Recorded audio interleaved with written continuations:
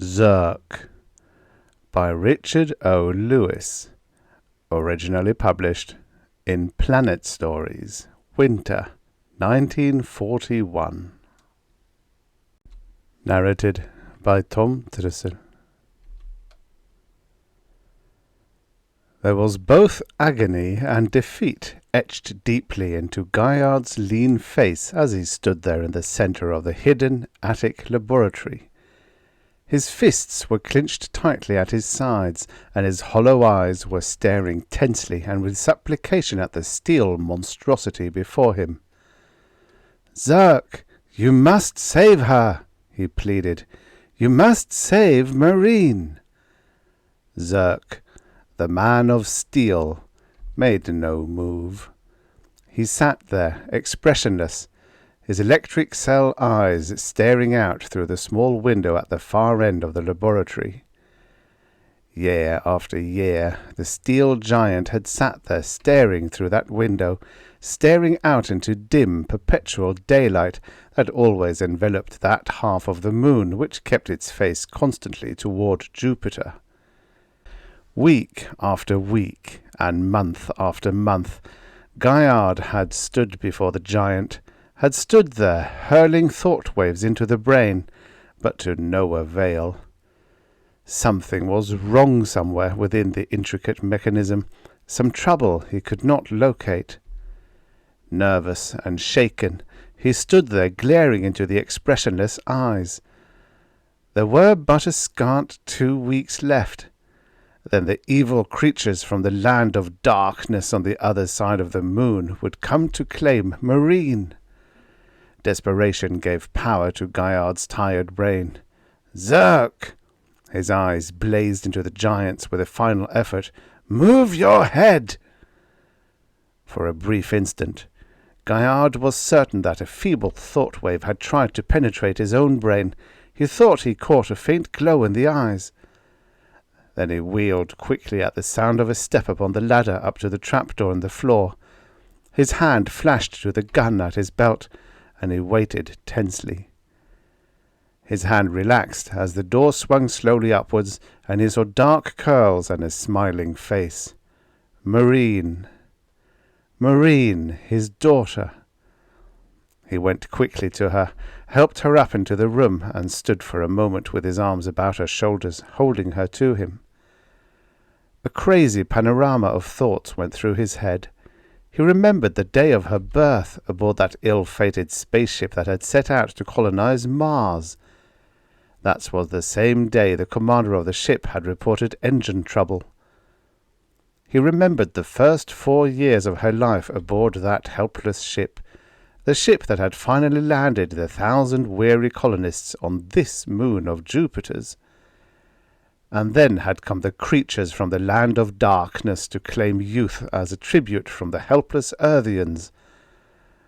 Once every 4 years, they came to claim young men and women for some hideous experiment of theirs on the other side of the moon.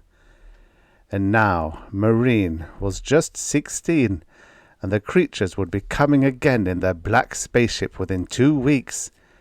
Gaillard was thankful that death had spared Marene's mother from this greater horror. He held the girl tightly to him. She drew away finally, and smiled up at him with the bravery of youth.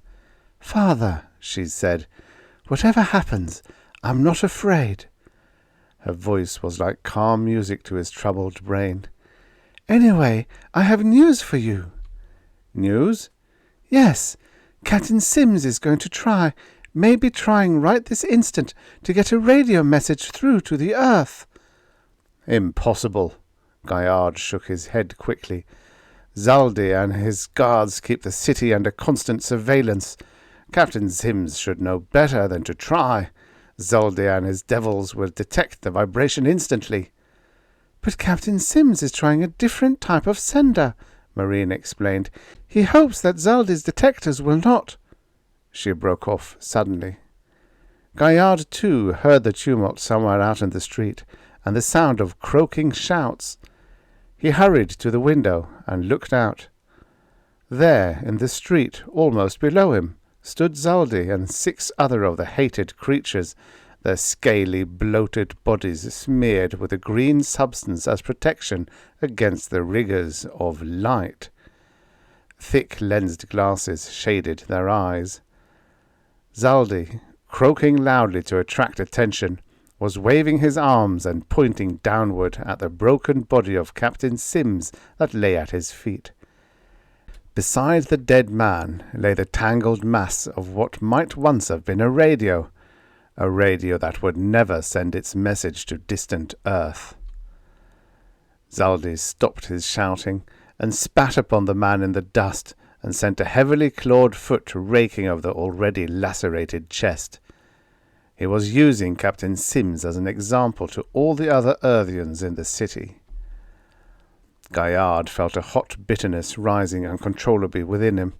He flung the window open, jerked the gun from his belt, and centered the sights upon the center of Zaldi's bone-crested forehead. "Damn him!" he breathed. It was Marene who knocked the gun down before he had a chance to fire. A great fear was in her eyes as she wrested the weapon from his fingers. "You can't do it, father! You can't do it!" She thrust the gun into a pocket beneath her short coat. "Putting Zaldi out of the way would not help us," she reminded him. "The other Earthians had guns. They would discover that you had a gun and guess that others would only kill you. They would end our chances to fight the Black Ship when it comes." A semblance of reason came back to Gaillard. For the past 2 years he had, when not training Zurk's mind, been turning out gun after gun in his small electric furnace. Those guns had been secretly distributed to the men of the city to use when the right moment came. And now he had come very nearly to ruining those chances. He began speaking, as if thinking aloud. "They have dismantled our spaceship, broken our radios, and killed every man who has tried to get a message through to Earth. They have taken our youth, searched out our secret laboratories, and killed our scientists." His eyes were blazing. "But this time we are going to fight." Gaillard knew that a fight with the powerful creatures from the land of darkness would mean annihilation for the Earthians, but there was no other apparent way. He turned again to the steel giant, his eyes misty. "Had Zurk not failed us," he said, "I should have built 100 more like him. Insulated against the shock of the voltage guns, 100 men of steel could have marched into the land of darkness and crushed our captors, wiped them out." Marene, too, had turned to look at the giant. She went forward now, raised one of the huge hands, and let it fall with a metallic, squeaking "Zurk." Long ago, as a small child, she had done that same thing, and because of the sound had named the giant Zurk. She stood looking up into the expressionless eyes. When she spoke, her voice was like that of a small girl talking to a disobedient doll. "You must not fail us now, Zurk. We need you. You must help us." Gaillard went to her and put an arm about her shoulders. "It's no use," he said. "I've tried day after day. He makes no move." "But I'm certain he understands you," insisted the girl. "Sometimes I am certain I have caught a glow in his eyes, a glow of understanding." "He does understand me." Gaillard was staring into the eyes again, tense with emotion. "His brain is a part of my very own. I have nurtured that brain with my own thoughts. I have trained it." Then he shook his head slowly. "But it's no use. It is too late. One of him would not be enough. There is no time to build more." Gaillard was so busy with his own thoughts that he did not hear the scaly sound of feet upon the ladder leading up into the laboratory. He did not see the bone-crested head that came slowly up above the level of the floor behind him. His first indication of danger was a green-smeared arm that whipped about Marene and jerked her roughly away from him. Gaillard's hand raked at his belt as he wheeled about, but the gun was not in his belt. Marene had taken it from him, had placed it beneath her own short coat. He was unarmed. 4 of the creatures were already in the room, Zaldi among them. More were coming up through the trapdoor. Gaillard knew that he was facing death, a hideous death. Zaldi and his monsters would gleefully claw him to pieces, throw him into the street. One of the creatures charged him suddenly with huge arms and clawed hands outstretched. Desperation and a sense of his own helplessness surged through Gaillard. It gave him a mad strength beyond all reason. His balled fist lashed out with all the fury that 12 horrible years of hatred could give it. The flesh and bone of the beast's face fairly exploded into gory pulp as the blow landed. At almost the same instant, another clawed hand grasped Gaillard by the shoulder and sent him spinning backward to land with a crash against the table at the far side of the room. It was Zaldi. Gaillard stood leaning against the table, dazed and shaken. He heard Marene's scream and saw the 2 creatures forcing her down through the trapdoor. They would not harm her. They would let her live for a worse fate. The black ship would be coming in less than 2 weeks. "We saw you open the window a while ago. That's what brought us up." Zaldi was standing before him, his huge round mouth with its yellow teeth hanging open in pleasure. "I'm so glad we came. 2 examples in the same morning is more than I had hoped for." Gaillard's hand closed over a heavy wrench upon the table behind him. He had no hope of winning through. His only desire was to take Zaldi with him in death. One of the guards saw the act, shouted a warning, and hastily drew his voltage gun. With a mad cry upon his lips, Gaillard sprang forward with wrench swinging. Zaldi's evil face was before him. Gaillard wanted to smash it, obliterate it, but the wrench never reached its mark. A crackling flame filled the room. Gaillard was spun halfway around as the full charge of the voltage gun caught him high on the right side of his chest and filled his whole body with a burning agony. The wrench dropped to the floor. His arms became leaden things that hung heavily at his sides. He stood there, gasping for air. Completely burned out inside, he had but a few seconds left. Only his brain seemed to be alive. Zaldi was before him, his hideous face black with anger beneath its smeared green. "So," he hissed, "you would dare to strike?" His clawed hand flashed out to rake down the face and chest of the helpless man. Gaillard felt no pain. His whole body was numb, dying. He stood there while Zaldi tore at him, stood there staring straight into the eyes of the great steel giant. "Zurk!" The thought wave went out with all the power of his brain. "Zurk! You've got to save Marene!" For some reason, he felt closer to that steel-cased brain than he had ever felt before. He saw the light in the giant's eyes change almost imperceptibly, and he felt thought waves hammering at his own brain. Zurk, even at the last moment, was trying to tell him something, but the message was garbled, incoherent. Then his tortured lungs could breathe no longer. His legs crumpled painlessly beneath him, and he went sprawling forward to come to rest with one arm flung out across his steel foot. The next instant was a frightful one. It was filled with agony, bewilderment, and awful blackness. It seemed to Gaillard that something was reaching out for him, something that was struggling to wrest him away from the void of nothingness. Then there was a sudden peace and silence. The dim walls of the laboratory slowly took form.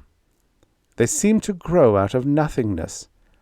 Gradually they began to take on a definite shape and brightness. Other objects in the room became clear-cut and distinct, and sound vibrations floated in. Gaillard was puzzled. He thought he must be awakening from some nightmare. Perhaps, after all, Zaldi and his men had been but a bad dream. No! There was blood upon the floor of the laboratory. The electric furnace that had once been upon the table was gone, had been torn away. The wrench still lay where it had fallen from his nerveless fingers. He was dead. His body had been thrown into the street. And yet, Gaillard was more bewildered than ever. His body was dead. And yet he could see. His consciousness was still alive. For a long moment he wondered. Then the realization of what had happened came to him with a startling clearness. During his last moment of life, he had been sending a message to Zurk's brain, had been in the closest harmony with it, and during that last moment, his own consciousness, released by the death of his body, had leaped the gap between those two closely related brains. He was now occupying Zurk's brain. He was now Zurk. The thought of it thrilled him. He saw his barrel-like chest of steel, his huge arms, his extended, powerful legs. He would kill Zaldi now.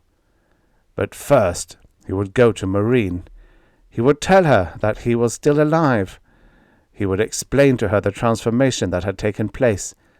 He would go. Now. His thoughts broke off suddenly. Something was wrong. He had willed to rise, but his great body had not responded. Half frightened, he tried again with all the force of his new-found brain. A tiny vibration at the back of his neck became increasingly painful. The vibration grew quickly in intensity until it became a searing flame of agony, a searing flame that robbed him of his strength and sent the walls of the laboratory floating away into darkness. It seemed to Zurk, or Gaillard, that it was hours before the energy rebuilt itself within the steel frame. He knew now where the trouble was. One of the 100 tiny wires at the back of his neck was loose. It was shorting his energy through the huge body. That was the message Zurk had been trying to get through to him even at the last moment. That was what had kept the man of steel immobile through the years. One tiny, thread-like wire had cheated 1,000 Earthians from their freedom, and there was nothing to be done. The trapdoor opened slowly some time later, and Marene came up into the room. Her eyes were hollow and sad, but she seemed even more beautiful. Zurk could not feel the hot tears that coursed down over the steel hand that Marene was holding against her soft cheek. But he could hear the sweet vibrations of her voice. "Zurk, oh, Zurk!" She was sobbing quietly against the hand she held. You're the only one I have left now." She raised her head and choked back the tears. "Forgive me, Zurk," she pleaded, "and please understand." The transformed Zurk would have given anything to let her know that he understood. As it was, he struggled with all his might to give her some sign of understanding, struggled until the small flame at the back of his neck grew white-hot and sent him reeling into an oblivion filled with blackness. When light rays and sound vibrations again began streaming into his consciousness, Marene had gone. He didn't know how much time had elapsed since Zaldi's visit. Maybe a day, maybe a week. Soon the black ship would be coming. The thought of that black ship and what it meant sent Zurk into another frantic struggle against the thing at the back of his neck. Time and time again he struggled until blackness overcame him. Once, when consciousness returned to him, he became aware of two people standing before him looking up at him. One was Marene. The other was a slim youth a year or two older than she. "Too bad he doesn't work," the young man was saying. "He would be such a help in the fight that is soon to come." "Yes," said Marene. Her voice was hopeful. "Perhaps you could find out what is wrong with him?" A ray of hope flashed through Zurk. If the young man could find the loose wire at the back of his neck. But the young man was shaking his head. "There is not time enough for that," he said. "It would take weeks to go over that intricate mechanism. As it is, I have only time enough to get the gun assembled and placed." Zurk watched Marene lead the young man to the table at the end of the room near the window. She pressed a button, and a small door slid open in the floor beneath the table to expose two neatly coiled electrodes. The young man's face lighted. "Just the thing," he said. "With that electrical power, my gun is bound to be a success." "But it's dangerous," warned Marene. "Zaldi knows of this laboratory." "I doubt if he'll come back. He'll probably believe that no one would dare to use this laboratory again." A shadow of doubt came across the young man's face. "But I can't understand how it happened that Zaldi tore out the electric furnace in which your father built the guns, but failed to molest Zurk." Zurk could have told him. The answer was somewhere back in his subconscious mind. Zaldi had considered the metal giant as being but some earthen god, a powerless entity. He had spat upon the god contemptuously and had left it standing. Marine's hand was upon the young man's arm, and she was looking up into his eyes. "Bob," she said earnestly, "your gun must be a success. It is not just for our own sakes. There are 1,000 other lives depending on it." Bob put his hand over hers. "It will be a success," he promised. Then, "But we've got to hurry. If they come a day earlier, if they should happen to come tomorrow—" He left the sentence unfinished, gave Marine's hand a reassuring squeeze, and hurried to the trapdoor that led down from the attic laboratory. Gaillard was shocked to find that the 2 weeks was nearly up, was surprised to learn that his struggles against the thing at the back of his neck had sent him into such long periods of blackness. But the passing of time made one thing clear to him. It explained why he now constantly thought of himself not as Gaillard, the man, but as Zurk, the giant of steel. The bustle of work in the laboratory made Zurk almost forget his helplessness. Time and time again, the young man hurried into the room to take moulded pieces of steel from beneath his coat and to pile them upon the table before Marene. "Now," he said finally, "now, if we can get them assembled in time." He took off his coat and set to work with the hopeful energy of youth. "It's one of the blast rockets from the spaceship that brought us here," he explained. "The rockets get their power by disintegrating the atoms of fuel within their chambers. If we can change the procedure a bit, if we can get the disintegrating principle to work at long range instead of being confined merely to the fuel chamber." Zurk got the idea instantly. A disintegrator! The youth was constructing a long-range disintegrator with which to blow the black ship out of the sky. The thrill of it coursed through his brain. The Earthians were going to fight. They were going to make a last stand against the creatures of darkness. But he, Zurk, would be powerless to help. Through the long hours of the day and night, Zurk sat there watching the two youngsters at their toil. They were working against time now, struggling for the right of freedom and happiness. But Zaldi might come. He might come before the gun was finished, or he might come before the arrival of the black ship. Hours later, Bob made the final adjustments on the machine and stepped back to look at it. His face was pale, and his hands trembled slightly with excitement. "Now to test it," he told Marene. And I hope it works." He turned the long snout of the gun toward the open window, connected the electrodes, and made final adjustments. "Wait!" Marene placed a hand upon his arm. A sudden fear had come into her sparkling eyes. "If the gun makes a flash or a vibration of any kind, Zaldi will be sure to know. He will come here immediately." Bob paused. "That's right," he said finally. Then, "But we've got to test it. We can't wait until the black ship comes. We've got to be sure." They stood there for a moment, gazing into each other's eyes. Then Bob put his arm about her and drew her to him. "It doesn't matter so much about us," he told her. "We are doomed anyway. It's your father and my father and all the others in the city that we must think about. It is they." He broke off short, his lips tight and his eyes blazing out of the window toward the far-away, dark horizon from whence the black ship would come. Several giant birds were soaring lazily through the pale sky.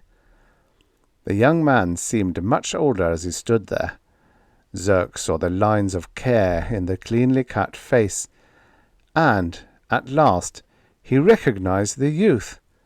Bob Sims, the son of Captain Sims, whose dead body had been dragged through the dusty streets by Zaldi and his men. "We've got to test it," the young man said again. Zurk saw him put his shoulder determinedly against the piece and wheel the snout of it toward one of the soaring birds just outside the window. Zurk's photoelectric eyes saw the vibration of the charge slit through the pale sky scant inches from the bird as the youth pressed the release. But Bob had not seen that telltale vibration. He had seen only that the bird before him remained unharmed. The bitterness of defeat showed in his face. "Try again," urged Marene. Once again the youth aimed the gun and pressed the release with trembling fingers. And once again Zurk's eyes saw the vibration miss its mark by inches. But he saw something else. He saw something no human eyes could see. Miles away, on the far horizon, he saw another giant bird caught squarely by the charge. The bird dissolved instantly into a smoky haze as every atom within it suddenly lost its valence. Zurk could have cried out with satisfaction had it not been for the tiny wire that shorted itself with white heat at the back of his neck. It made him realize once more his complete helplessness. Marene and the young man were standing there looking dejectedly at the gun. "It won't work," Bob groaned. "I've got to take it apart. I've got to try again." Zurk tried with all his might to tell the young man that the gun was a success. He tried until blackness sought to engulf him. Then his delicate ears picked up a sound vibration that sent a chill through his brain. He could hear the hurried scrape of many clawed feet in the street below. Zaldi and his men. They had detected the vibration of the gun. They were hurrying to investigate. And there was something else. Far above the distant horizon was a black speck that grew suddenly larger as it leaped forward through the pale sky. The black ship. It was coming a day ahead of schedule. Zurk struggled desperately to warn the two who stood there in the attic laboratory. He tried to warn them of the black ship and of Zaldi and his guards who were even now within the house. But his struggles were in vain. The hot pain stabbed deep into the back of his neck, robbing him of his strength. The walls of the room reeled and faded before his waning eyes. He knew that further struggle was useless. It would only send him plunging deeper into that awful blackness. Anyway, he seemed not to have the strength to struggle more. He sat there, motionless and terror-stricken, while the scene unfolded before his eyes. Bob and Marene had caught sight of the ship. It had come to a hovering stop just outside the window, its black hull seeming to fill the whole sky. A long ladder had been let down from one of its open ports, and creatures of darkness were filing down into the city. Soon those evil monsters would be ferreting out the healthy youth of the city. Zurk, powerless to stop them or to shout a warning, watched Zaldi and his men come quickly up into the laboratory through the trapdoor. Neither Bob nor Marene saw their danger. Marene was staring fearfully out at the black ship, and Bob was working frantically with a gun. "If we can blast the ship out of the sky," Bob was saying. "If we can kill the creatures already in the city, get their voltage guns." Bob never finished his hopes. A giant clawed hand clutched him by the shoulder at that moment and spun him back and away from the gun, spun him back and away until he nearly collided with Zurk's steel frame. Zurk felt the strain and horror of it all driving him deeper into blackness. Zaldi's hideous face was twisted into an anticipatory smirk.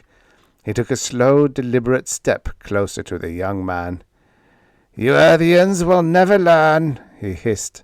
His clawed fingers were writhing nervously. "But one more example will not hurt. You know the penalty." Bob's jaws were clamped tightly. His whole body was trembling with pent rage and hate. He stood there looking steadily into the beast's eyes, waiting. "One less youth in the shipment to the other side will make little difference," Zaldi smirked. "The blood we have taken in the past is nearly enough for our needs. The transfusions have rendered my people almost immune from the ravages of heat and light rays." His red eyes were glowing behind the protective glasses. His heavy lips were twisting gloatingly. "Soon we shall be able to leave the land of darkness. Soon we shall conquer new lands." His eyes narrowed, and he took a sudden step forward, clawed hands extended. "And we shall have no further use for Earthians." "Damn you!" Bob's set face was livid with emotion. "Damn you!" he shouted again. "You'll never live to kill another Earthian." His hand swept into the open front of his shirt and came out again with one of the handguns Zurk, or Gaillard, had made in the secret furnace. In one swift motion he levelled the gun at Zaldi's huge chest and squeezed the trigger. The crash of the explosion jarred against Zurk's ears with a shattering force that drove some of the blackness from his brain. He saw immediately that the charge had not reached its intended mark. One of the other creatures, at sight of the gun, had leaped suddenly forward to receive the heavy slug in his own chest. The bullet did not stop him. His momentum carried his dead body forward to crash into Bob, to knock the gun from his hand, and to send him spinning and stumbling backward. Zaldi laughed and drew his voltage gun. During that split second, 1,000 other vibrations smashed into Zurk's hot brain. He heard bedlam break loose in the streets below. The Earthians were fighting. Mingled with the crash of the handguns and the slithering vibrations of the voltage weapons were cries, groans, shouts, and curses. And over it all came the sudden, high-pitched whine of the black ship's radio, a whine to the far side of the moon for help. Soon there would be other black ships. Marene was standing there looking at him, her eyes staring into his own, pleading with him. Then she turned and made a dash for the long-snouted gun upon the table, only to be dragged away from it by two of the monsters. Zurk knew that the last insane episode had come. This was to be the last of the Earthians. And if he were ever going to come to their aid, he must do it now. He threw all the power of his giant frame into the will to stand, into the will to rise up and to slay these evil creatures about him. He tried to ignore the stabbing pain at his back, tried to believe it did not exist. He hurled forth his energy in wave after wave until the flame became a consuming thing that ate deep within him and filled his brain with the shadows of dark despair. Through that creeping blackness, he saw Bob Sims frantically try to evade the sweep of Zaldy's weapon. He felt the young man stumble over one of his helpless steel feet, felt him stagger against his metal knee and fall. And at almost the same instant, the blast from Zaldy's voltage gun went crashing through the room. Zurk saw the streak of the charge as it passed just above the fallen youth, and felt the full deadly shock of it strike squarely into his own huge chest of steel, with a force that quaked the whole of his giant frame. Then came deep silence. It seemed that all time had suddenly stopped. Zaldy and the other creatures were standing there, staring at him, their bulging eyes terror-stricken. The vibration of Marene's sudden cry swept against his ears. "Zurk, you are free!" His steel frame had taken the full shock of Zaldy's voltage gun, and that shock had burned off the wire that had been shorting his energy at the back of his neck. He was standing there on his own 2 feet. He was moving his head. He was free. Withering blasts from a half-dozen voltage guns tore suddenly into his steel body, rocking him on his feet. But he didn't care. He was free. A savage cry came from his steel throat as he brushed aside the creatures and their guns. He went directly to the opening in the floor, put his heavy foot against the trapdoor, and kicked it shut with a splintering crash that wedged it tightly home. Then he turned slowly about to face Zaldy and the creatures. There was no escape for them now. From outside came the sound of successive powerful blasts. The black ship was bringing its heavy guns into action, was bombarding the city. Zurk caught 2 of the creatures as a great cat would catch mice. The gibbering death cries filled his ears with pleasure as he smashed their heads together and flung their lifeless bodies against the wall. "The disintegrator!" he shouted to Bob. "Knock that ship out of the sky! This will be a fight they will remember!" His steel fist crashed into the evil brain of another. Then came a roaring bolt of destruction more powerful than all the others.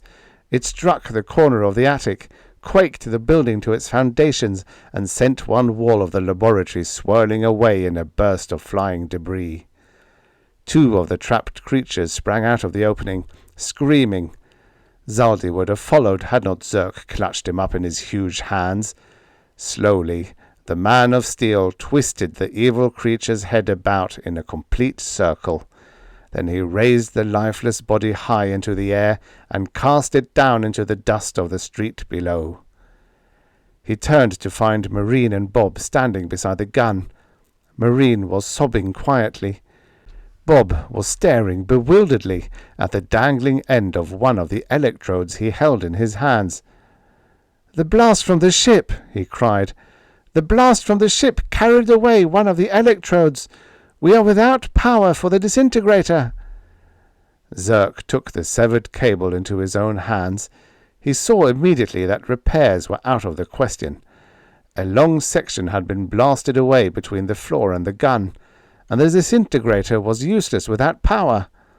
Another blast from the black ship shuddered the laboratory and brought answering sparks from Zurk's steel shell. Then he knew. The solution came startlingly clear to his brain. He would make the connection with his own metal body.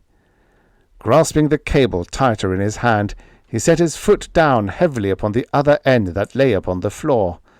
His eyes glowed as he wheeled the snout of the gun about with his free hand, wheeled it directly toward the heart of the black ship, and pressed the release with his thumb.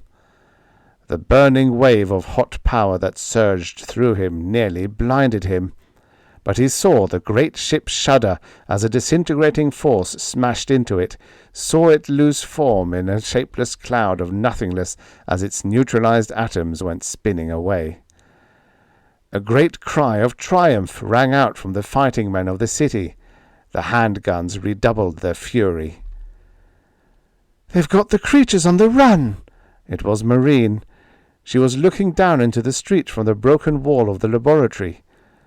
But there were more ships coming. Zurk saw the tiny black specks that had leaped above the far horizon. He stopped 2 of them while they were still but specks, saw a third wheel back toward the dark side, its radio whining.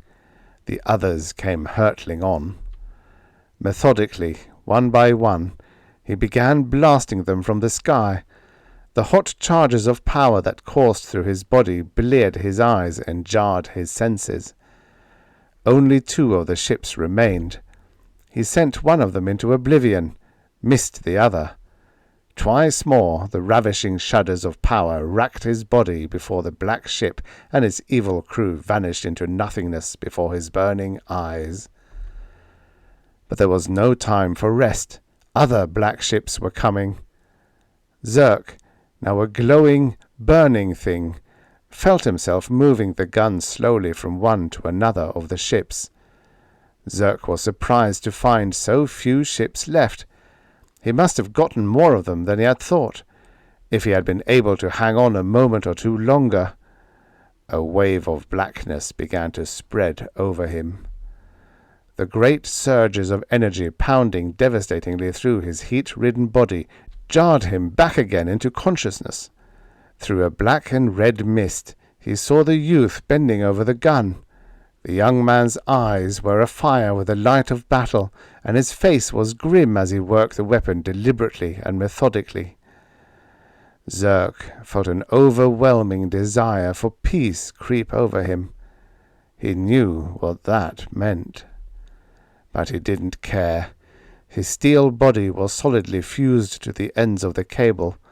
Even in death, his body would continue to hold the connection while Bob Sims rid the city of the demons for all time. Never again would the black ships dare to attack, and the Earthians could rebuild their own spaceship. His heavy head slumped slowly forward to rest upon his hot arm. The wild, triumphant shouts of the people in the street came, but dimly to his ears, and he felt himself swimming away into a warm red mist. Then came the last vibration of all. It was an infinitely sweet vibration that caressed his tired brain and gave to him the peace he needed. He knew it was Marene, his Marene, who had set that vibration into motion with her lips as close to his ear as she dared. "Thank you, Zurk," came that last vibration. "Thank you, Father." The end. Subscribe for your daily stories of futures past. From the pages of dusty old pulp magazines to your ear.